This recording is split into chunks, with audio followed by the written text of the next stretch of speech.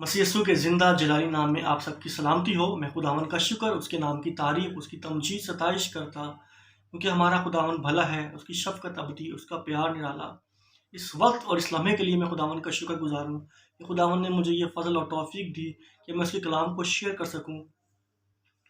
आज हम अपनी नसीहत और तरबियत के लिए पहला शमूएल की किताब को पढ़ेंगे। पहला शमूएल उसका 17 बाब और उसकी चौथी आयत का मुताला करेंगे।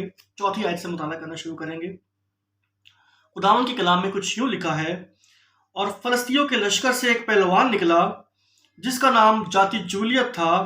उसका कद 6 हाथ और 1 बालिश था, और उसके सर पर पीतल का खौत था, और वो पीतल ही के जोर पहने हुए था, जो तोल में 5000 पीतल के मशकाल के बराबर था।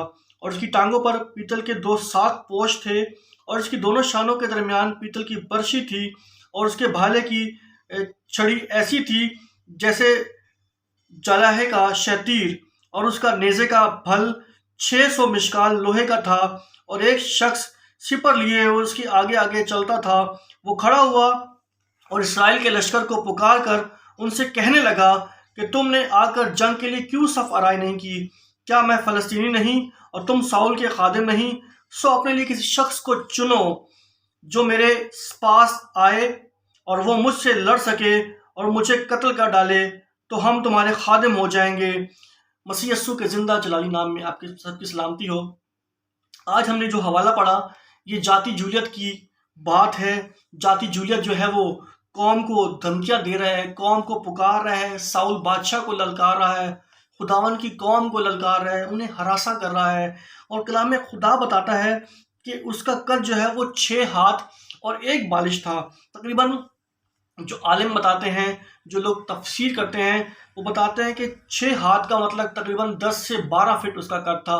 मतलब एक वो लंबा चौड़ा आदमी था, दराज कद का मालिक था। वो देखने में हैबतनाक था, वो कदोकाठ में बहुत बड़ा था, वो जानदार था। लोग उसको देख के डर रहे थे, उसकी आवाज़ से लोग कांप रहे थे। कौम बनी इसराइल में दहशत का माहौल था। लोग बड़े खौफज़दा थे, लोग बड़े परेशान थे, लोग बड़े हरासा थे।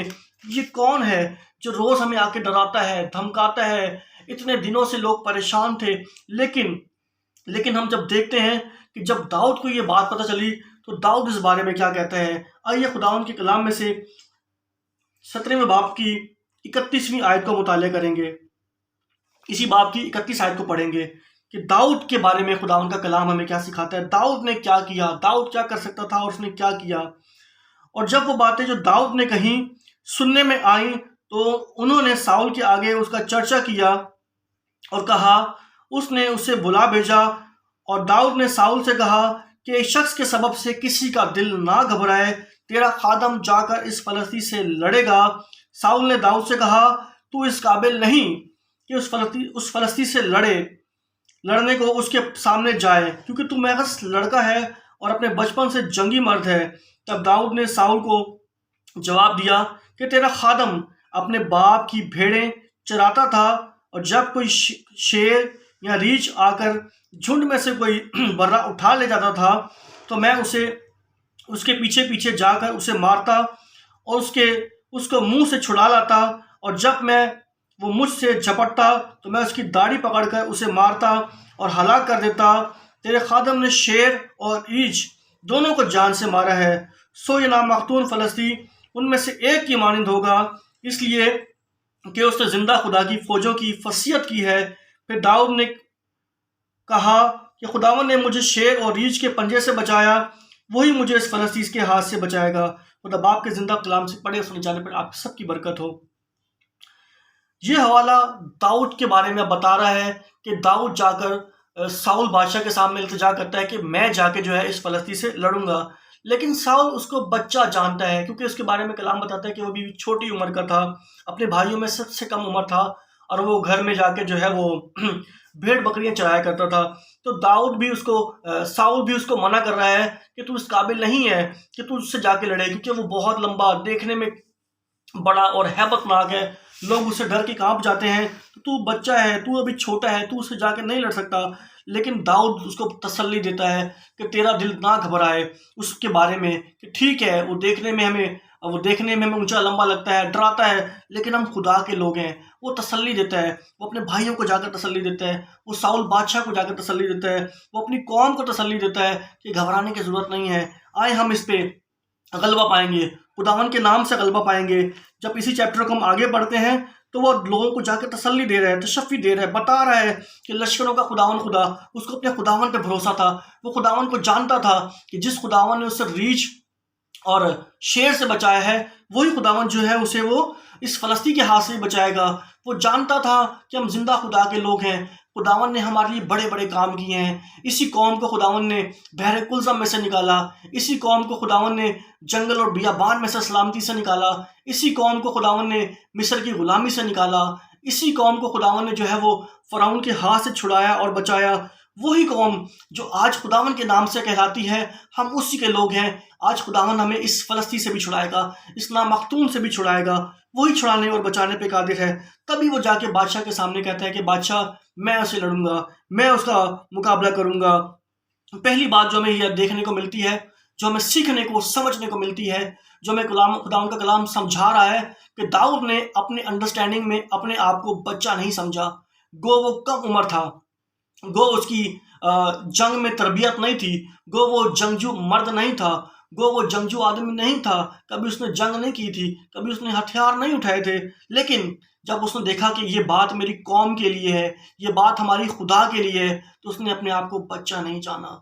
बाज़ औक़ात हम सब कुछ करते हुए भी अपने आप को पीछे कर लेते हैं। हम इब्लीस का मुकाबला नहीं करते। जब देखते हैं कि दुश्मन हमारे सामने है तो हम डरते हैं, थरथराते हैं, कांपते हैं और उसका सामना नहीं करते। खुदावन का कलाम बताता है कि तुम इब्लीस का मुकाबला करो, शैतान का मुकाबला करो, तो वो तुमसे भाग जाएगा।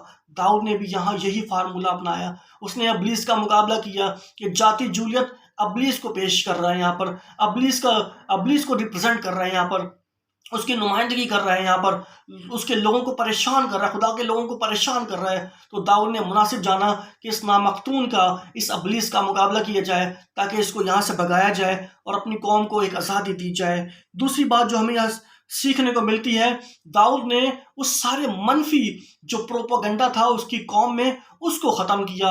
लोग डर में थे, लोग हरासा थे, लोग परेशान थे, लोग समझ रहे थे कि शायद हम मर जाएंगे, ये फ़लस्तीन जो कौम है ये हम पे चढ़ाई कर लेगी, ये नामख्तून जो है ये हमें हलाक कर डालेंगे, हमें मार डालेंगे। लेकिन दाऊद ने इस सारे माहौल को चेंज किया।